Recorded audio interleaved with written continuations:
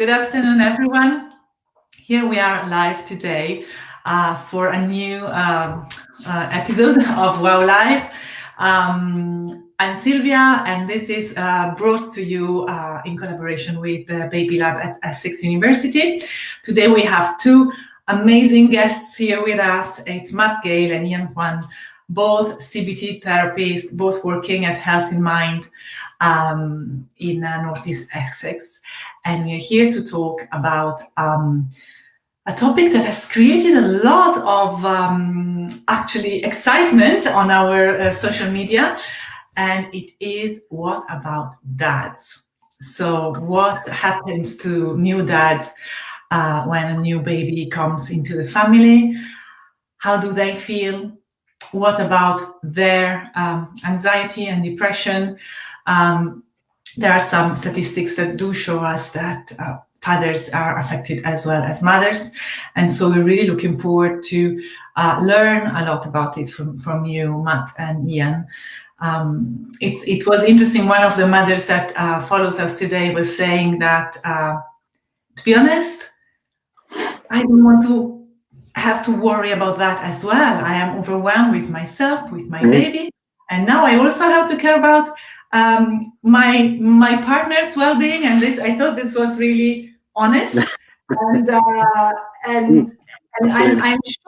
I'm sure we're gonna learn a lot today about why it's worth actually looking into that. So Matt, would you like to introduce yourself and tell us a little bit about yourself, and then maybe Ian can introduce himself, and then you can share with us all your knowledge.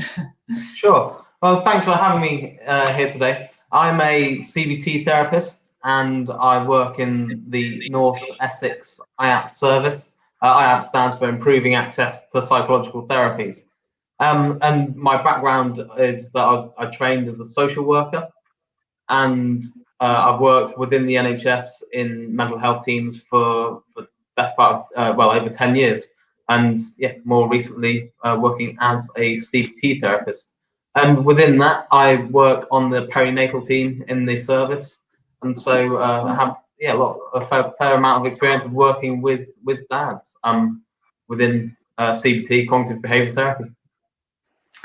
Thank you very much. Thank you, Matt. Ian? Yeah, and again, thank you, Sylvia, for having us here today. My name is Ian Quann. I'm a CBT therapist just coming to the end of my training. I've previously worked for most of the last 20 years in the NHS as an occupational therapist, and most of that in mental health and running mental health therapy groups and that kind of thing. I also was a manager at the local crisis mental health team just before I started my current position. So that's me.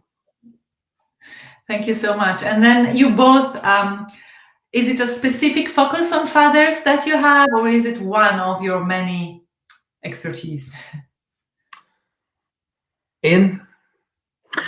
I mean, to be honest, as Matt said, Matt works at the sort of perinatal service at IAPT, and I think there's been a focus on increasing, making that service inclusive for fathers as well as mothers, because there is a growing recognition that fathers do struggle with mood changes postnatally, and obviously they would be for different reasons than some of the reasons why mothers may struggle, but there are some interesting similarities within that, and I guess Matt has which he'll tell you about in a while, a specific interest in fathers, on the perinatal side of things. And I guess I suppose for myself, I'm here to talk, I suppose, to represent somebody who works in mental health, but also someone who is a relatively new father. I've got 3-year-old daughters, so the challenges are still sort of fresh in my mind. So I guess my expertise is on a very definitely on an experiential level as well as sort of mental health level. This is wonderful. And thank you for taking the challenge to sharing also your personal experience like that, because this is probably part of the destigmatization as well, to just talk about it. And it's difficult for mothers. It's probably, I would say, even more difficult for fathers. Okay, so Matt, would you like to, or Ian? Yeah, go ahead. No, I was just going to pick up on that point. I think that is a very good point. That I think there's a lot of reasons why, men probably more than women, and it is a generalization, but I think, in the whole, in my experience, it's been fairly true that talking about mental health involves talking about emotions and feelings and thoughts. And I think historically men have found that very, very difficult to do. And there's a lot of reasons we can go into, the kind of socio-cultural reasons why that exists, and I think things are changing, but they are changing slowly, and I think when in and I'm sure Matt's experience reflects the similar points really, but when dealing with young men, dealing with mental health issues, they really find it a struggle to open up, and they're not predisposed to having that emotional language that allows them to describe their experience without feeling those kind of intense feelings of embarrassment and shame and guilt, because there is a lot of historical stuff, and I think that the term these days is kind of that sort of male toxicity, that to do what it means to be a man, that you don't talk about some of these feelings, or somehow that makes you seem inadequate or weak, so there is a lot of stigma around, generally speaking, around men talking about mental health and how things affect them. But I think that becomes even more acute in terms of when you're talking perinatally, because of, without, with good reasons, that a lot of the services are very, very focused on mum and how mum copes with things, and that nobody would argue with that, of course. But I think as we've said, there's a growing awareness that these kinds of issues also affect men, and I think combined with the kind of the stigma that men have about themselves and about talking about these things, it gets lost socially as well as kind of systemically, so there is a bit of a lack of voice for men, and I think there's a growing acknowledgement that there's that's been a bit of a struggle, really.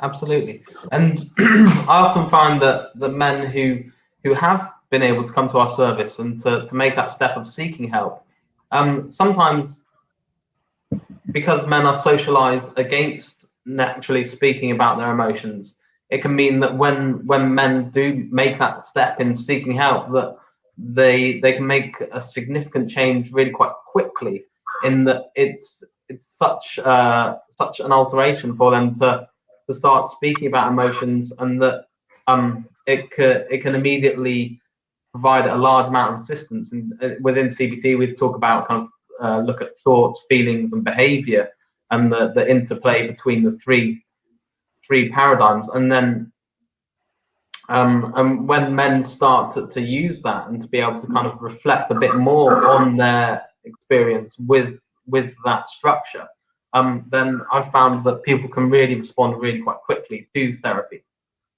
So maybe it's fair to say that once a dad maybe has taken the courage and to come and seek help, is already in a very good position to actually change things for the better.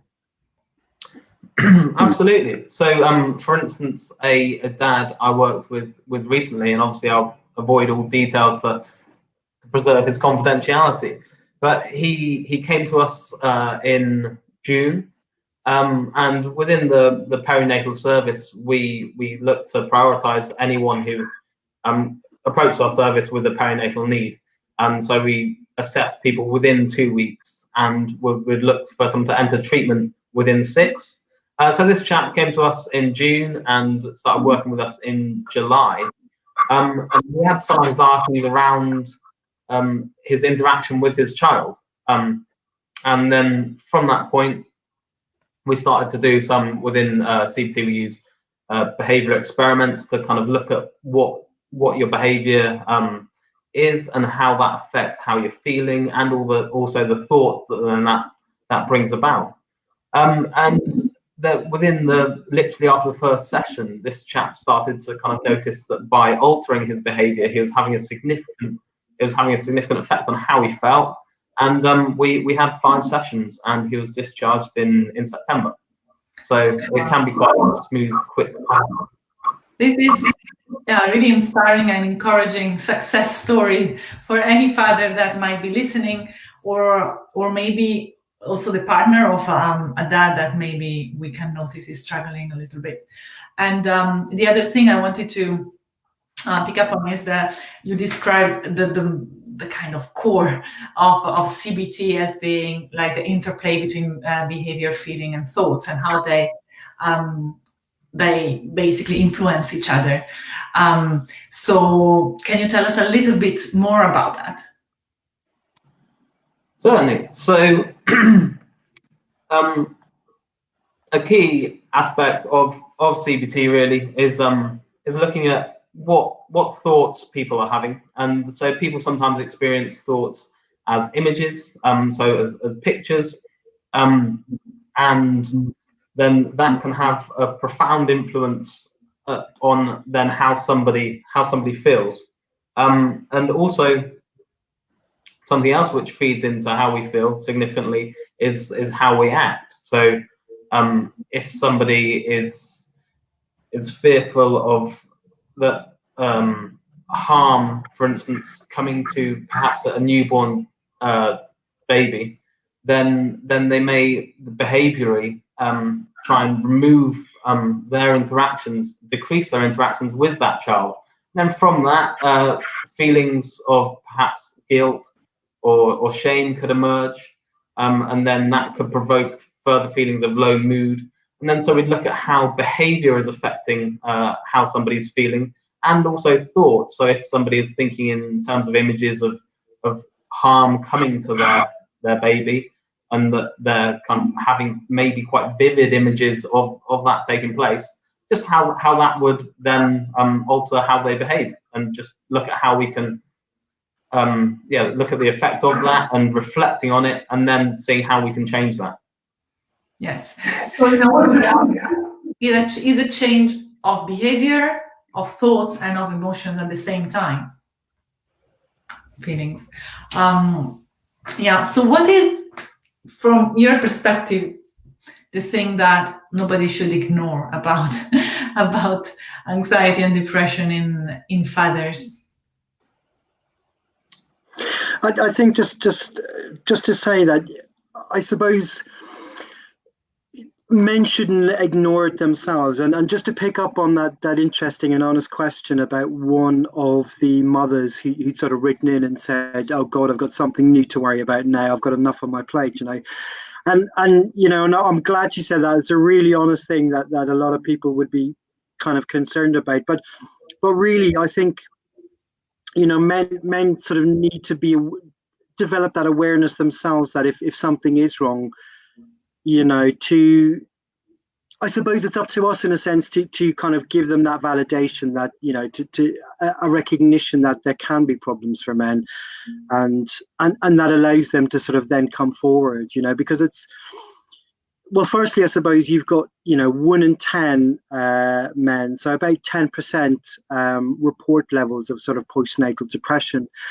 Now we know we're probably very more aware of the causes of postnatal depression in mothers, but less is known about fathers. But there are, as well as some of the kind of social things that we've mentioned, there are other reasons, that there are sort of biochemical reasons for that. Men do face changes in testosterone and all of those kinds of biochemicals that do have an impact on mood, so that can leave men susceptible. And the reason why research suggests those biochemical changes take place is to reduce those kinds of, I suppose, levels of aggression or levels of drive that men have, in order to to help them bond with children more easily. At least that's the hypothesis. But there are changes, and we sort of have to acknowledge those. So as well as the kind of the kind of additional stress, the sleeplessness, all of the other things that affect mothers and fathers when they have children, that there are kind of biochemical additions for both sides as well. So in acknowledging these, and I suppose being able to educate people about these, hopefully we make it a lot easier for men to sort of just be aware that they can run into trouble, be aware that they can face mood changes, and not really to kind of avoid that or feel ashamed of that or feel a lot of guilt and try and kind of not to acknowledge it, because then what can happen is there was who's the chap that does it? Viram Swami does a really good set of videos on YouTube, and he's I think he's a psychologist, isn't he? But he works at the local university, and from him, as a psychologist, he's got the sort of academic side of things, but he's got the experiential side of things. He's somebody who suffered from severe depression after the birth of his child. So he talks about it, and he talks about how difficult it was, because services are focused on the mother, and there's no argument about that, but how difficult because it wasn't an acknowledgement really that depression can happen to men in that circumstance too, that he felt very, very unable to sort of step forward even with all of his clinical knowledge. So if we think about somebody in that position who's very educated and would probably a good deal of emotional literacy and that emotional language, for somebody, for example, under 25 who doesn't have that emotional language and that degree of assertion, it's going to be very difficult for them to feel that they can say, actually, do you know what, I'm feeling low in mood as well. Because if it's we know if it's not picked up, it impacts on the father's bonding with the child. It impacts on the relationship between mother and father, those systems of support for each other, which are so crucial, and I mean, as I said, myself and my wife had twin baby girls 3 years ago. And, because I was just reflecting on my experience, and when I think about, single parents, single mothers who bring up twins, I mean, these people are heroes. I honestly don't know how they do it. I really don't, because when there's two of you and you've got two babies who are waking you up on the hour, every hour, it is really, really challenging. And that sleep deprivation, that tiredness alone can have a huge impact on mood, and that that leaves mothers and fathers really kind of susceptible to those changes in mood that we're sort of describing, really. Yes, yeah. Maybe we should kind of make it even more explicit in a way, mother as well as fathers. We are just, when we have children, we kind of are expected from society, and we expect from ourselves that we're going to be super happy. Most of us nowadays become parents in a more or less planned way, but we tend to want to become parents when we become parents. And so there's obviously an expectation that we're going to be happy. And maybe even just realizing that actually we're not as happy as we thought we would be takes a while. And then, so it's really kind of maybe making a check against like how you really feel, like kind of checking in with yourself, and of course that doesn't mean that you love your new baby any less, but you might find it very hard, and you might be very sad, or so thank you again for sharing your experience with twins as well. That's I found it hard enough to have one at a time. So I do think that's one of the real difficulties in how people recognize these feelings of depression and anxiety that can emerge, especially within the time of having a child, when there's a lot of aspects of your life, that because your life is obviously kind of thrown up in the air, it's all very greatly disrupted, having things like sleep disruption in your day, you're potentially less opportunity to eat, so your appetite may be reduced, and then there'll be greater isolation, and a lot of these things which are part of the experience of being a new parent can also be prominent in the experience of anxiety and depression. And so it's how to recognize that. And sometimes for men, it manifests slightly differently to women. It can be the usual presentation of greater tiredness, less interest in activities that you previously enjoyed, but also there can be, research shows, a greater irritability in men, and perhaps men also are more likely to self-medicate, so perhaps men's drinking might increase. But it's about how to notice that, which is a challenge for anyone. Yes, this was one of the questions of our followers as well. How can I understand that as is going into depression? Is on that? What are the signs, the red flags, as it were?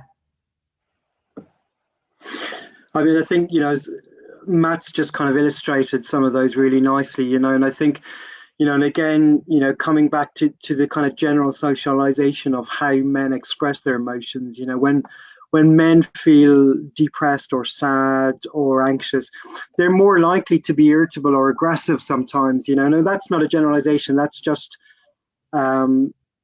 some of those socially conditioned, if you like, expressions of emotions. So that would be a sign to sort of, for people to look out for if they're finding themselves becoming increasingly irritable, or, there's a lot of kind of arguments in the house. Now, and it's not to medicalize some of that stuff that happens naturally, with the best intentions in the world, I mean, myself and my wife is a clinical psychologist, she again has a good deal of emotional literacy, and we've studied all of this stuff that happens, so we were we knew, we have pre-warning of it, at least theoretically, but that doesn't prepare you for the reality of being so sleep deprived you can barely speak. So there is that, and we're the best one in the world, and we have a very strong relationship, and we were very supportive of each other. But there are those times when you are so challenged that you will just become snappy and irritable, and it's a natural thing when you're that tired. It's absolutely natural. But I suppose the thing to watch out for would be, if men were becoming increasingly irritable to a point where, that's having a big impact, or they're feeling increasingly sort of marginalized. And I think in terms of isolating themselves, or feeling that there's a kind of distance growing into the relationship between father and baby, or father and mother. So, and as Matt also pointed out, that those kind of starting to use more alcohol. I mean, for some of us, trying to saying chocolate and red wine can be of help, but obviously when that becomes problematic, in terms of using alcohol and that impacting on function, and then having that kind of circular impact on mood and all of that kind of thing, so there are certainly some of the signs to sort of keep an eye out for, really. I found it very interesting that you said men are socialized to be more, irritable, aggressive, etc. And I just wanted to pick up on that because, in a way, even if it's something that's brought by our society and by the way we are conditioned to grow up, even if it were 100% that, it doesn't mean that I can just decide to stop it and tomorrow I'm another person, right?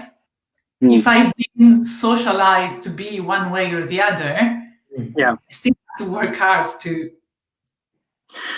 think that.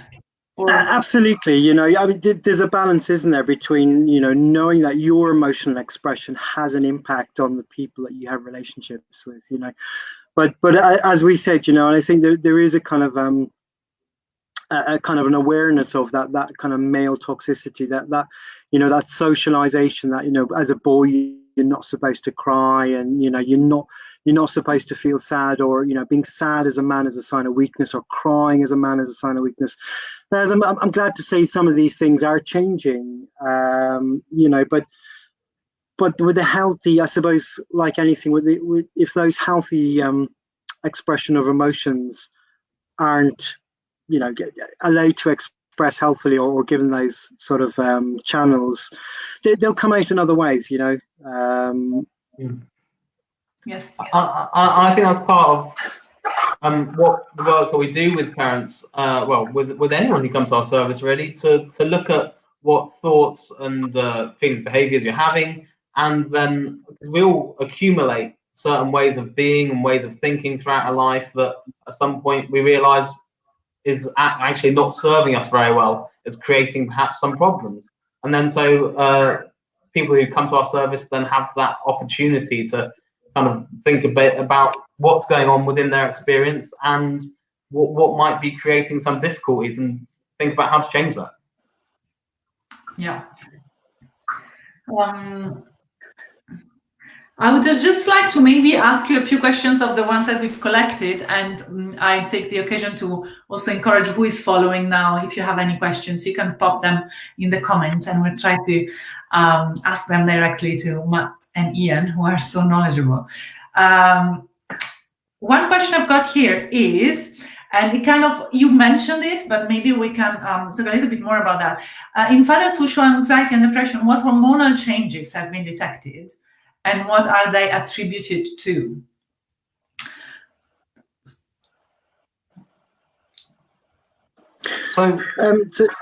Sorry, go on, Matt. There's some evidence that paternal postnatal depression is related to hormonal changes, and that can be, as Ian touched on earlier, decreases in testosterone, prolactin, and estrogen, and that can happen. It's research has shown that can take place in men as well, obviously in women. But many factors have been identified as contributing to paternal postnatal depression, and the most common research shows is maternal postnatal depression. So if the mother is experiencing depression, then men have a 2.5 times higher risk of depression themselves. Okay, so there is a contagion going on in depression. So does it work the other way around as well? Do you have any information about that? Sorry, so the dad is depressed, does that make the mom more prone to develop depression, or? I haven't seen research that shows that. But if someone is experiencing depression in the household, then because that brings about other difficulties and it can create then more problems and lead to depression. Yeah, I think this really gives us food for thought as we've started talking about, that very honest comment of that mom that says, I can't start thinking about that as well. My plate is full. But actually see that mom and dad are really a system. They work together. And so really, you can't function really apart from each other. You need to find a way to work as a system. Absolutely, I totally agree with that, Sylvia. I mean, it's so important that when we had our twins, we, for various reasons. I mean, I'm Irish, my family in Ireland, and Rhiannon's parents were unable to help. So it was just us, and you kind of, without that family support that some people have. Again, a lot of people don't. It becomes increasingly important. You're increasingly aware that you need to support each other. You're working as a team, and that's very important, And I think it's not so much about like having to worry about the other person, but it's an acknowledgement that if the other person starts to struggle in terms of their functioning, then that affects how they can help you and support you. So you need to look out for each other. That's a very simple answer for that one. Absolutely. Yeah. And I remember once a friend who had just one child at a time, she was saying that basically you're doing a job, like you're a team doing a job that's far too big. Like you're never going to do all the things that could be done. And here we could open like the huge topic of what is parenting, good enough parenting, perfect parenting. But basically we all the stuff we want to do and provide for our children, it's basically impossible to do and provide them all. And so it's two people trying to do a huge job that they can't possibly do. Just, you need a staff of 20 people to do all of that. And so there's going to be frustration, and it's going to look like I'm doing everything and he's doing nothing. She's doing nothing, I'm doing everything, because everyone is just doing as much as they can, but it's never enough. So an acknowledgement and a sharing of this, recognizing that we are in it together, and there is not one kind of having a free ride. Absolutely, and I know from speaking to some, friends and clients that men can feel a little bit. There's such a powerful bond between mother and child, and men can feel a little bit excluded, and they can feel a bit useless as well. They're not quite sure what their role is in all of this. What do I do? So there's a lot of those kinds of thoughts and feelings going on. They want to do their best, but as you said, equally mothers can have those thoughts where, like, I don't know what I'm doing, I feel a bit lost, and so those are natural thoughts for parents to have, and especially first time parents, and I got remembering myself, both of us at that point, feeling that we were like, we're a bit older, we've got a bit of experience, but at the same time, this is all new, and like, bloody hell, what are we doing? It's like, what do we do now? Having these two infants at home, so it can be tricky. Yeah, and it's a bit of a crash course for the long term, isn't it? Like, my oldest is 9-year-old, and it's not that I feel like I know exactly what I'm doing every day, to be honest.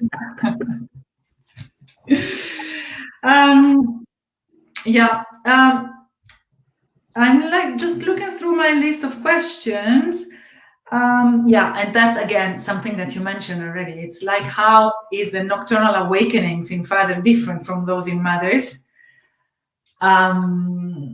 So maybe especially related to breastfeeding, we might have a pattern whereby mothers wake up, or maybe that's what we expect, or maybe that's what I as a mother feel sometimes. Like, what is there anything about this relationship? It's interesting. I suppose because my experience personally is with the twins. So in terms of breastfeeding twins, and especially at night, becomes increasingly difficult. So we were doing both. They were being breastfed and bottle fed, which so that kind of involved both of us. So mum would get up to do one call with the breast, and I would get up and do the bottle. And when you've got two, they kind of, they tag team you anyway. But so I don't know. I can't answer whether there's kind of huge differences in terms of the sort of lack of sleep or the sort of attention to that. For us, there wasn't. We both faced. And they weren't great sleepers, to be very, very honest. So we for the first year we were very, very sleep deprived, and I think sometimes, mums, they're trying to create opportunities where they can sort of catch up, like napping when the baby naps and things like that during the day, and it's creating those opportunities. And I think, more likely men are likely to go back to work, obviously. They're the first back to work in some cases anyway, and that can be tricky, with that level of sleep deprivation, trying to do that job. And I think a lot of men find stress in that area. Now luckily, working for the NHS, it's a supportive organization, and when I in between kind of my assessments and stuff, if I needed to have like a 10 minutes in a quiet room closing my eyes, I was able to do that, and not everybody is that lucky. So it can create, I suppose, lots of issues that way. How do you get that rest? How do you build in that sort of self-care, really? And that can be a tricky one for men also. Yeah.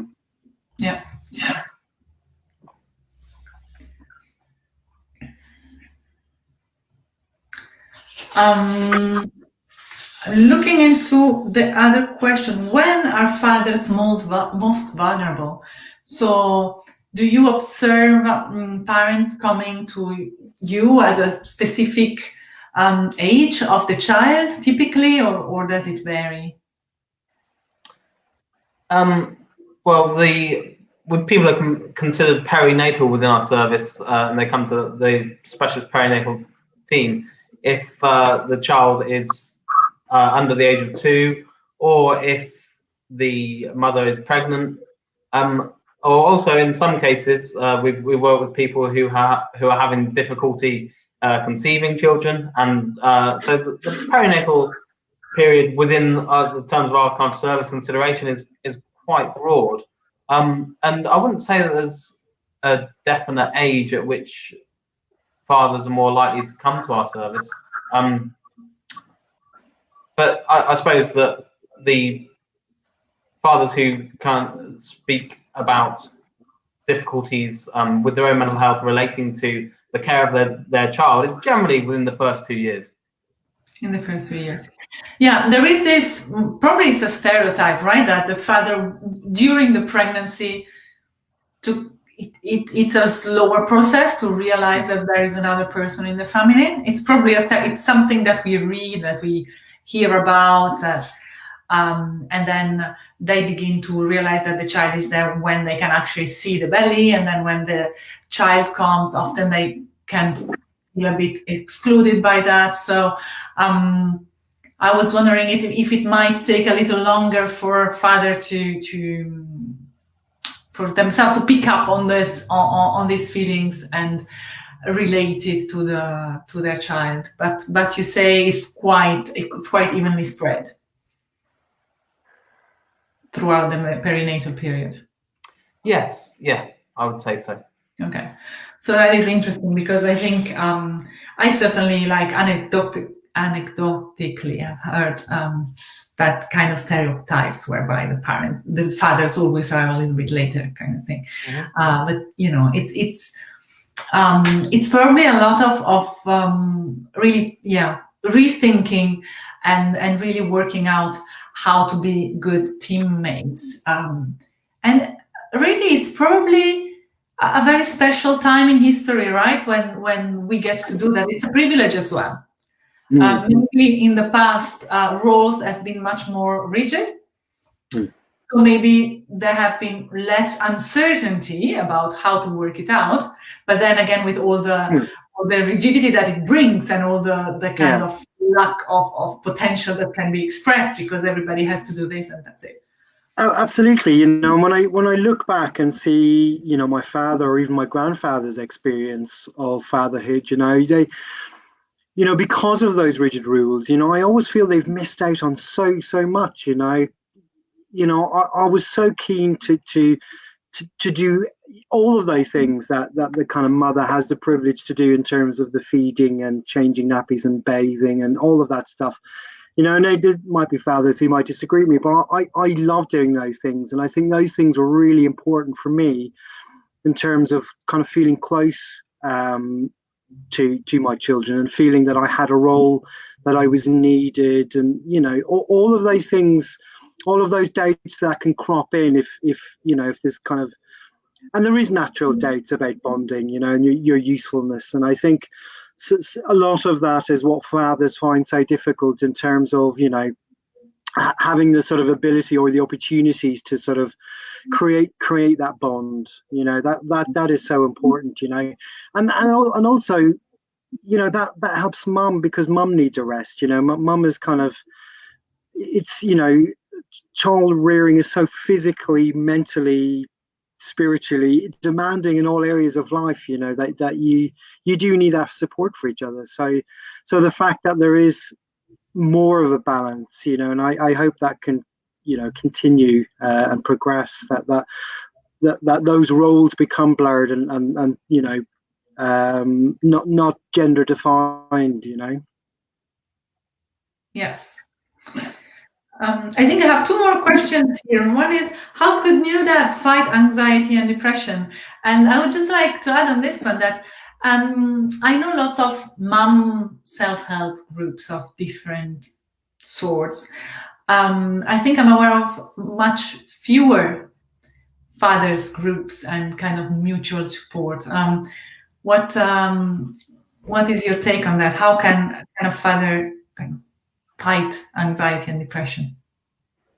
So within our service, we offer CBT, but also we've got a number of groups that we run.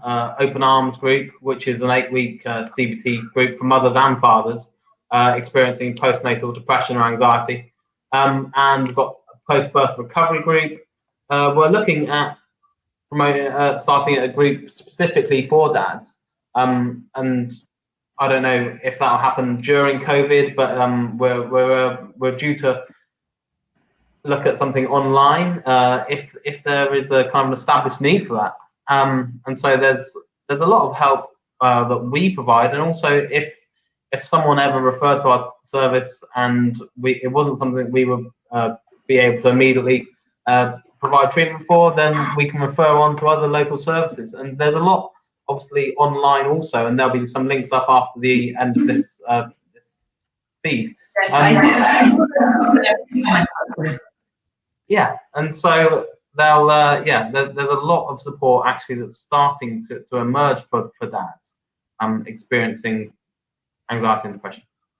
Yeah, so this is really great news to know that resources are out there, and once you actually go and get them, it can be quite a quick turnaround. It can be quite a quick experience to actually,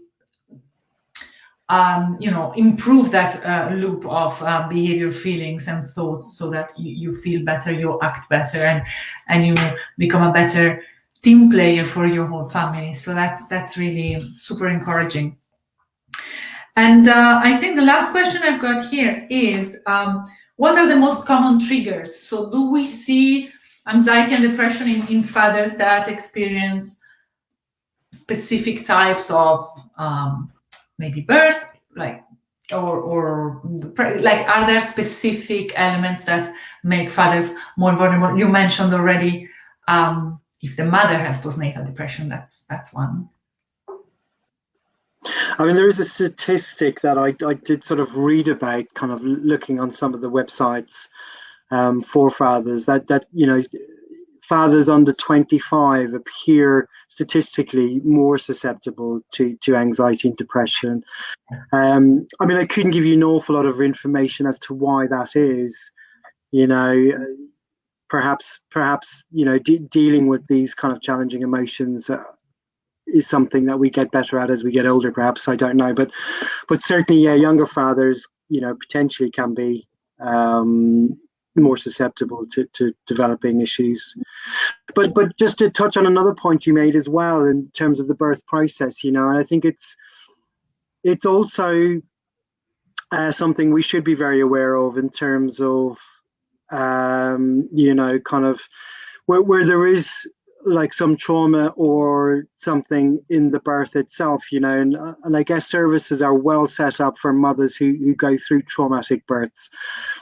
But speaking from again my own experience, because we had twins, there's always difficulty, not always difficulties, that's wrong information, but they can be challenging births, if especially natural births, and there's a lot of twins are born by cesarean, but for those born naturally, there are increased risks, especially kind of delays in being able to birth the second twin, or whatever it might be. Such was my experience. Our first one came out relatively easily. That was given to mum, and then the second one that there was an issue with. And in terms of, the second twin stopped breathing for a while. Now that can be a very traumatic process. I mean, luckily for my wife, she said she was, anesthetized so much that she actually has no memory of it. So she says, I wasn't traumatized at all, Whereas I think some fathers, they're kind of very much there. So, those experiences can be quite triggering, and they can be quite difficult, because there was, for a considerable amount of time, for me, there was a good chance that my second daughter was going to die, and that was emotionally very difficult, especially when you've been awake for 35 hours. That I found a difficult experience, I have to say. Touch wood, and luckily everything turned out fine. But for those complications which are sometimes unavoidable, that's an important factor. So I think so systemically, then, to follow on from that, when the health visitor comes, the health visitor is very focused on mum. I'm asking mum, well, oh God, you went through this, and how are you now, and things like that. Whereas, like, you as a dad, you're kind of there in the room, but you don't really get asked how are you, and that can be a little frustrating as well. You think, well, I kind of, I did go through this as well, in that sense. So and it did have an impact, so it would have been nice in that sense to kind of be at least included in as part of the team. Going back to what you said, Sylvia. We work very much as a team, and we survive and we thrive very much as a team. And that's the way mothers and fathers kind of have to look at things. So it would be nice for kind of health professionals to sort of take that attitude as well. These guys are a unit, and to check in, even if there isn't those kind of traumatic experiences, but it's still, when those occur, it does highlight how much of a sort of a lack of acknowledgement there is for the kind of father's experience in all of that, Yeah. So yeah. I think it's really interesting what you say. I'm thinking about my own experience with my first birth, which was for me an incredibly wonderful, empowering thing. And because I was doing it, right? My husband was there with me, and he had a completely different point of view on the whole issue. And it took him a long time to actually digest what he saw and what he experienced. And so sometimes, as a professional, one might think, okay, this was a smooth birth, it went well, and everybody was healthy, everybody was fine.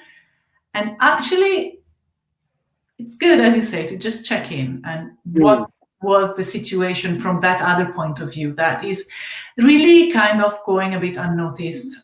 Things are changing now, and thanks to services like yours as well. But we can really be part of this change. Yeah, absolutely. And I think it's really important to acknowledge that birth can be traumatic for dads as well, and that they can develop PTSD, for instance, in more extreme cases. And yeah, that's something that also can be treated. But I do think that there is a greater recognition of the difficulties that can emerge for dads, and hopefully that will continue to be built. Yeah.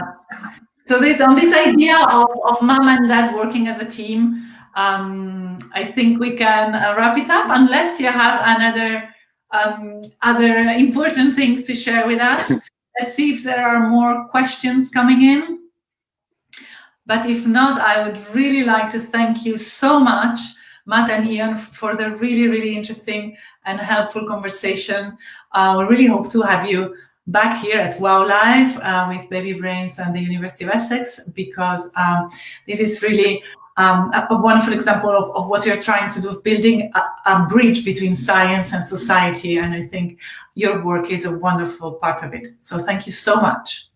Great. Thank you. Thank you very much. Thank you very much. Thanks.